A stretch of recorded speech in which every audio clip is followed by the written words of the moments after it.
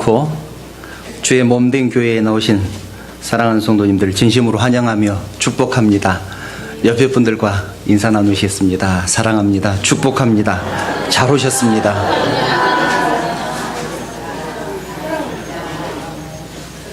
우리는 지금 가정의 달을 보내고 있습니다. 지난 시간은 어버이 주일과 어린이 주일을 함께 지키면서 어린이 주일로 또 어버이 주일로 예배를 드렸습니다. 오늘은 우리 교회에서 스승의 주일로 지키는 주일입니다. 스승의 주일을 맞이하는 여러분들의 마음은 어떻습니까? 저는 스승의 주일 설교를 준비하면서 좀 어려웠습니다. 어떻게 이렇게 내가 못하는 말씀만 골라서 선포를 해야 되나?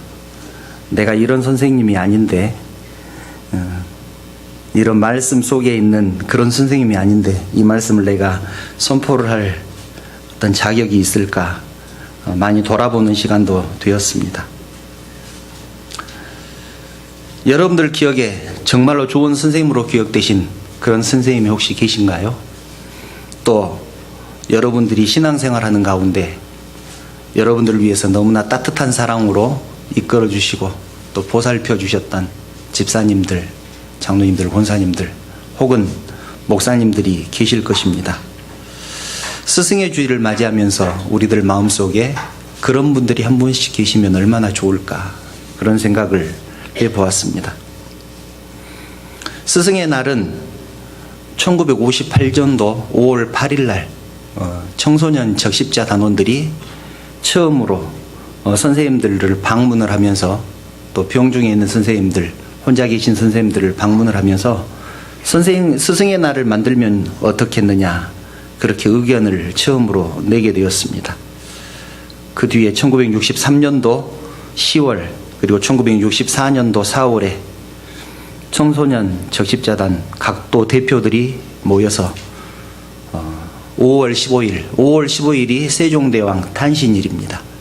세종대왕 탄신일인 5월 15일을 스승의 날로 정하면 좋겠다, 그렇게 결정을 했습니다. 그런데 1973년도에 국민교육헌장이 선포가 됩니다. 그래서 국민교육헌장 선포일인 12월 5일을 스승의 날로 바꾸었다가 다시 1982년도에 5월 15일로 다시 바뀌면서 지금까지 지켜오고 있습니다.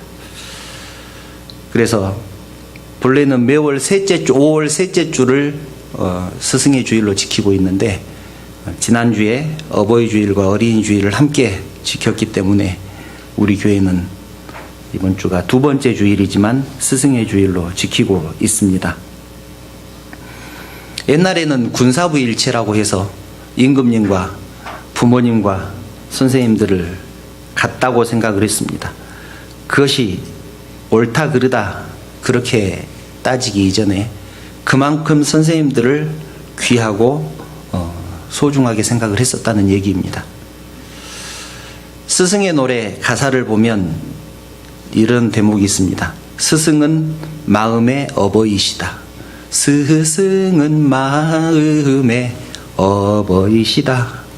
그렇게 노래를 했습니다.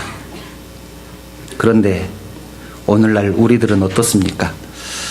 제가 볼 때 오늘 우리 시대에는 선생님에 대한 존경심도 다 사라져버렸고 스승의 날에 대한 취지 그리고 스승의 날에 대한 의미도 많이 퇴색된 것 같습니다. 그런데 우리가 분명히 생각해야 할 것은 우리는 누군가에게 배워야 하고 그 배움을 토대로 이 세상을 살아갑니다. 그리고 그 배움이 나를 만들어갈 것입니다. 그래서 우리가 생각해야 할 것은 우리가 아무리 시대가 변하고 세상이 변한다고 할지라도 잃어버린 선생님에 대한 존경심 또 스승의 은혜는 다시 회복되어야 할 줄 믿습니다. 그렇기 때문에 오늘 이 시대야말로 그리운 선생님 또 존경받을 만한 스승이 필요한 시대가 아닌가, 그런 생각이 듭니다. 어제 저녁 때 제가 청년 때 다녔던 교회 목사님을 모시고 함께 식사하고 교제하는 자리가 있었습니다. 물론 그 목사님은 은퇴하신 지 20년이 다 되신 목사님입니다. 그 교회는 목사님이 굉장히 오래 계셨던 목사님인데, 제가 기억하는 목사님은 안영로 목사님이 그 교회에 계셨고, 그 후임 목사님으로 어제 제가 만났던 목사님이 후임 목사님으로 계셨던 목사님입니다. 그 목사님은 지금도 애틋하고 기억에 남습니다. 한 번은 이런 일이 있었습니다. 그 목사님이 그 청년이었던 저를 참 예뻐하셨던 것 같습니다.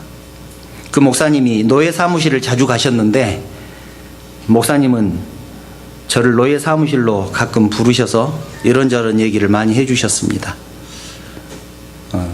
그 노예가 광주 노예인데 유동에 있는 자동차 거리에 그 노예 사무실이 있었을 때입니다. 한 번은 노예 사무실을 갔는데 그 해에는 장로님이 노회장이셨던 것 같습니다. 점심때가 되어서 목사님과 노회장 장로님과 저와 이렇게 셋이 식사를 하러 갔습니다. 한참 식사를 하는데 노회장 장로님께서 저에게 물어보셨습니다. 박 선생은 주일 성수 잘 하지요? 그렇게 물어보셨습니다. 주일 성수 잘 하지요? 주일을 잘 지키냐는 것입니다. 순간 저는 뜨끔했습니다. 저는 그때 회사에 다니고 있었는데 그 회사는 휴일 당직 제도가 있어서 한 달에 한 번씩 휴일 당직을 서야 했습니다. 그러니까 저는 한 달에 한 번 정도는 당직 때문에 교회를 가지 못했을 때입니다. 속으로 얼마나 당황을 했겠습니까?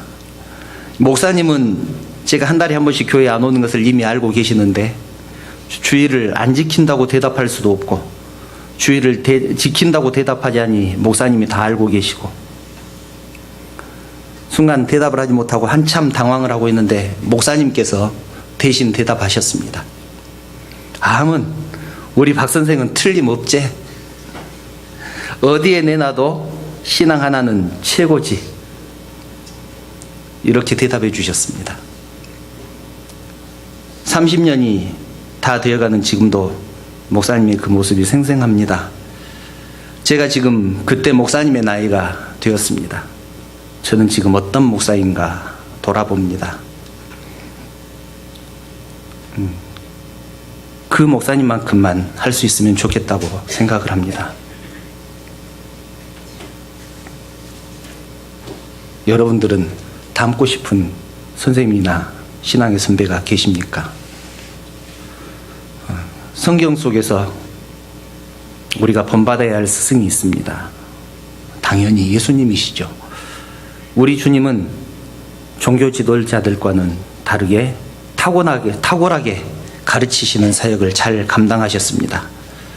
무리들을 가르치셨을 뿐만 아니라 예수님은 12제자를 세우시고 그들을 가르치고 양육하셔서 세계를 변화시키는 일꾼으로 길러내셨습니다. 예수님은 이 땅에 사시는 동안 3가지 일을 하셨습니다. 첫째가 가르치는 일이었고, 두 번째가 복음을 전파하셨고, 세 번째가 치유를 하셨습니다. 병을 고쳐주셨습니다. 마태복음 9장 35절을 보면 이렇게 말씀합니다. 예수께서 모든 도시와 마을에 두루 다니사 그들의 회당에서 가르치시며 천국 복음을 전파하시며 모든 병과 모든 약한 것을 고치시니라. 예수님께서 이 땅에 오셔서 하신 3대 사역을 말합니다. 가르치시고 복음을 전파하시고 병을 고치시고, 이것을 예수님의 3대 사역이라고 말을 합니다. 당시 종교 지도자들도 열심히 백성들을 가르쳤을 것입니다. 그러나 예수님의 가르침은 그들과 달랐습니다. 마태복음 7장 28절 29절을 보면 이렇게 말씀합니다. 예수께서 이 말씀을 마치심에 무리들이 그의 가르침에 놀라니 이는 그 가르치시는 것이 권위 있는 자와 같고 그들의 서기관들과 같지 아니함일러라. 예수님이 가르치심은 그들과 달랐습니다. 무엇이 달랐을까요? 그 당시 종교 지도자들도 열심히 가르쳤을 것인데 예수님의 가르침은 그들과 어떤 차이가 있었을까요? 오늘은 우리의 스승이 되시는 예수님의 모습을 통해서 선생된 우리가, 교사, 스승된 우리가 어떻게 아이들을 가르쳐야 되는지 생각해 보기를 원합니다. 예수님은 이렇게 말씀하십니다. 나는 마음이 온유하고 겸손하니 나의 멍에를 먹고 내게 배우라. 내게 배우라. 예수님은 그렇게 말씀하셨습니다. 우리의 스승 되시는 예수님을 통해서 우리들은 어떻게 교사 직분을 감당할 것인가 생각해 보려고 합니다. 첫째로 예수님은 제자들과 항상 함께 계셨습니다. 함께 먹고 함께 자고 함께 사역했습니다. 예수님에 대한 기록을 보면 처음부터 끝까지 우리와 함께 했다는 기록뿐입니다. 마태복음 1장 23절을 보면 처녀가 잉태하여 아들을 낳을 것이요 그의 이름을 임마누엘이라 하리라 하셨으니 이를 번역한즉 하나님이 우리와 함께 계시다 함이라. 예수님의 이름이 임마누엘인데 그 이름의 뜻이 하나님이 우리와 함께 계시다, 그런 뜻입니다. 그 이름대로 예수님은 우리와 함께 계셨습니다.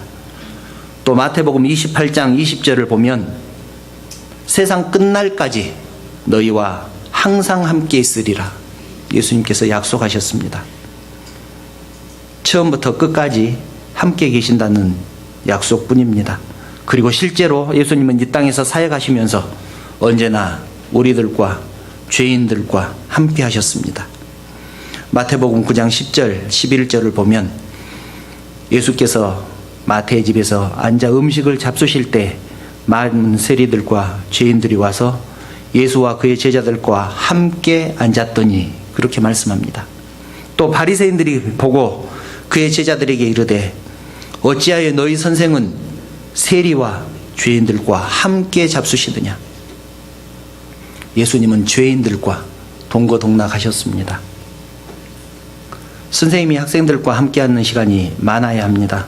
그런 의미에서 우리 교회학교 선생님들은 정말로 잘하고 계시죠. 여러 가지 행사들을 통해서뿐만 아니라 개인적인 교제를 통해서 함께하는 시간이 정말로 많습니다. 그렇게 함께하는 시간이 많으면 아이들이 선생님을 통해서 배우는 것들이 많을 것입니다. 물론 교회학교 특성상 주중에는 함께 있을 수 없습니다. 그러나 몸이 함께 있지는 못한다고 할지라도 서로 기도하고 또 문자도 주고받고 전화통화로 그렇게 교제하는 것이 함께 있는 것 아니겠습니까? 우리는 어떻게 할 수 없습니다. 그러나 성령께서 언제 어느 순간에 우리 사랑하는 학생들의 영혼을 터치하실지 우리는 모르는 것입니다. 문자를 통해서 또 전화를 통해서 또 주고받는 농담 속에서 그들의 마음이 변화될 수 있다는 것을 기억하시기 바랍니다. 처음에 말씀드렸던 그 목사님은 그날 그렇게 말씀하시고 본인은 정작 잊으셨을 것입니다. 그러나 저는 그 시간에 목사님과 함께 있었기 때문에 30년이 지난 지금도 잊혀지지 않는 귀한 것을 얻을 수 있었습니다. 예수님은 우리들과 항상 함께 계셨습니다. 예수님처럼 학생들과 어린 영혼들과 함께하는 선생님들 되시기를 축원합니다.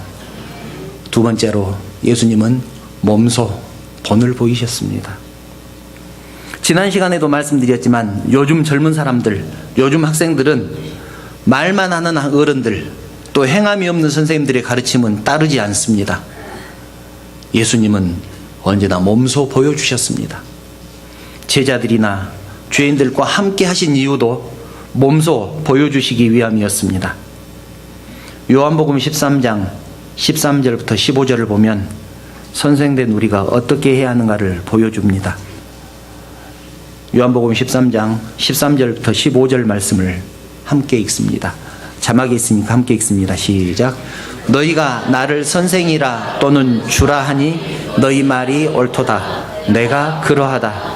내가 주와 또는 선생이 되어 너희 발을 씻었으니 너희도 서로 발을 씻어주는 것이 옳으니라. 내가 너희에게 행한 것 같이 너희도 행하게 하리 하여 본을 보였노라. 예수님은 서로 섬기라고 말씀을 하시면서 제자들의 발을 씻겨주셨습니다. 섬기는 모습을 몸소 보여주시기 위해서입니다. 예수님께서 이렇게 몸소 본을 보이신 이유는 15절에 말씀하는 것처럼 내가 너희에게 행한 것 같이 너희도 행하게 하려고 몸소 본을 보여주셨습니다. 고린도전서 11장 1절을 보면 예수님을 가장 많이 닮았다는 바울도 그렇게 말을 합니다. 내가 그리스도를 본받는 자 된 것 같이 너희는 나를 본받는 자가 되라. 바울은 예수님의 가르침대로 살았던 사람입니다. 예수님을 닮고 싶어서 몸부림쳤던 사람이 바울입니다. 그런 바울이 이렇게 말을 합니다. 너희는 나를 본받는 자가 되라. 얼마나 자신이 있었으면 자신을 본받으라고 말을 할 수 있을까요? 한편으로는 너무 교만한 것 아니냐 그런 생각이 들기도 합니다. 둘 중 하나 아니겠습니까? 정말로 교만하든지 아니면 정말로 하나님의 가르침대로 살았든지 둘 중에 하나였을 것입니다. 그런데 우리가 바울 서신서를 보면 바울은 정말로 그렇게 살았던 사람입니다. 복음을 위해서라면 자신의 어떤 것이라도 아까워하지 않고 버렸던 사람이 바울입니다. 빌립보서 3장 5절 이하의 말씀을 보면 이렇게 기록합니다. 나는 8일 만에 할례를 받고 이스라엘 족속이요 베냐민 지파요 히브리인 중에 히브리인이요 율법으로는 바리새인이고 열심으로는 교회를 박해하고 율법의 의로는 흠이 없는 자다. 나는 8일 만에 할례를 받은 사람이다. 유대의 전통을 따랐던 사람이라는 얘기죠. 이스라엘 족속이고 베냐민 지표고 히브리인 중에 히브리이고 바리새인이고 정통 있는 뼈대기 가문에서 태어나고 배울 만큼 배웠다는 얘기입니다. 거기에다가 하나님의 가르침대로 흠 없이 살았던 사람이다. 그런데 나는 복음을 위해서 그 모든 것을 버렸다. 10절 11절을 보면 이렇게 말씀합니다. 내가 그리스도와 그 부활의 권능과 그 고난의 참여함을 알고자 하여 그의 죽으심을 본받아 어떻게 해서든지 죽은 자 가운데서 부활에 이르게 하노니 이렇게 말씀합니다. 나는 예수님의 그 모습을 본받아서 이렇게 살았다. 그러니 너희들도 나의 이런 모습을 본받아라. 사랑하는 교사 여러분, 사랑하는 성도 여러분, 어렵지만 말로 가르치는 교사가 아니라 본을 보이는 교사 되시기를 축원합니다. 마지막 세 번째로 예수님은 사랑하셨습니다. 영혼을 사랑하셨습니다. 예수님은 제자들을 그리고 우리들을 진심으로 사랑하셨습니다. 예수님이 가르치시고 복음을 전하시고 치유하신 이유가 우리들을 사랑하셨기 때문입니다. 마태복음 9장 36절을 보면 예수님의 마음이 나와 있습니다. 무리를 보시고 불쌍히 여기시니 이는 그들이 목자 없는 양과 같이 고생하며 기진함이라. 예수님은 우리를 긍휼히 여기셨습니다. 불쌍히 여기셨습니다. 긍휼히 여기는 마음은 사랑에 기초합니다. 사랑이 없다면 불쌍히 여기는 마음도 없습니다. 그 사랑으로 주님은 우리들을 가르치시고 복음을 전해주시고 병을 고쳐주셨습니다. 그리고 약속하셨습니다. 끝까지 사랑하겠다.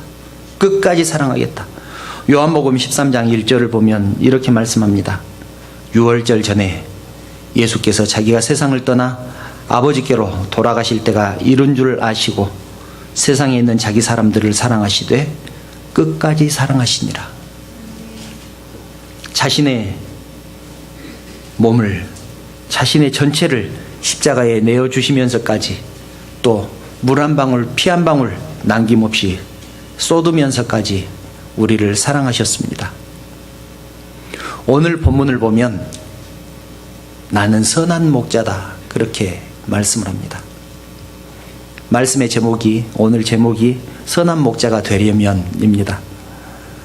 선한 목자에 대한 이야기가 나오는데 본문을 보면 선한 목자의 특징이 두 가지가 나옵니다. 선한 목자의 특징 첫 번째는 양들을 위하여 목숨을 버립니다. 싹군과 비교되는 것이죠. 싹군은 이리가 올 때, 사나운 짐승들이 올 때 양들을 버리고 도망갑니다. 그러나 선한 목자는 목숨을 버립니다. 양들을 위해서 목숨을 버립니다. 11절을 함께 읽습니다. 본문 11절입니다. 본문 11절 띄워주시기 바랍니다. 함께 읽습니다. 시작. 나는 선한 목자라. 선한 목자는 양들을 위하여 목숨을 버리거니와. 다른 사람을 위해서 목숨을 버리는 것보다 더 큰 사랑이 어디에 있겠습니까? 양들을 위해서 목숨을 버리는 이유는 싹군이 아니고 선한 목자이기 때문입니다. 선한 목자는 양들을 위해서 목숨을 버립니다. 선한 목자의 특징 두 번째는 나도 양을 알고 양도 나를 압니다. 본문 14절 15절입니다. 함께 읽겠습니다. 시작. 나는 선한 목자라. 나는 내 양을 알고 양도 나를 아는 것이 아버지께서 나를 아시고 내가 아버지를 아는 것 같으니 나는 양을 위하여 목숨을 버리노라. 서로를 알기 위해서 어떻게 해야 될까요? 서로 비밀을 얘기할 만큼 친해야 되고 긴밀한 교제가 있어야 합니다. 마치 아버지께서 나를 아시고 내가 아버지를 아는 것 같이 서로 알아야 합니다. 여기서 중요한 것은 나만 양에 대해서 아는 것이 아니라 양도 나에 대해서 안다는 것입니다. 우리가 학생들에 대해서 아는 것만 가지고는 부족합니다. 학생들도 나에 대해서 알아야 됩니다. 학생들도 나에 대해서 알아야 됩니다. 사실 이것이 더 중요하고 어렵습니다. 내가 학생들을 얼마나 사랑하는지, 학생들을 위해서 얼마나 희생하는지, 학생들을 위해서 얼마나 기도하는지 학생들이 알아야 합니다. 물론 그런 것들을 말을 할 수는 없지요. 자랑할 수도 없습니다. 자랑해서 알게 한다는 말이 아닙니다. 진심으로 그렇게 하다 보면 서로 알아가는 것 아니겠습니까? 그러나 이것은 말해줄 필요가 있다고 생각합니다. 내가 너희들을 위해서 기도하고 있다. 학생들을 위해서 기도한 후에 내가 너희를 위해서 기도하고 있다. 이것은 말씀할 필요가 있다고 생각합니다. 우리는 내가 가르치는 학생들에 대해서 얼마나 알고 있을까요? 또 학생들은 나에 대해서 얼마나 알고 있을까요? 이제는 하나님이 나를 아는 것 같이, 또 내가 하나님을 아는 것 같이 우리가 학생들을 알고 학생들도 우리를 알아서 예수님처럼 서로 뜨겁게 사랑하는 선생님들과 학생들, 우리 모두가 되시기를 축원합니다.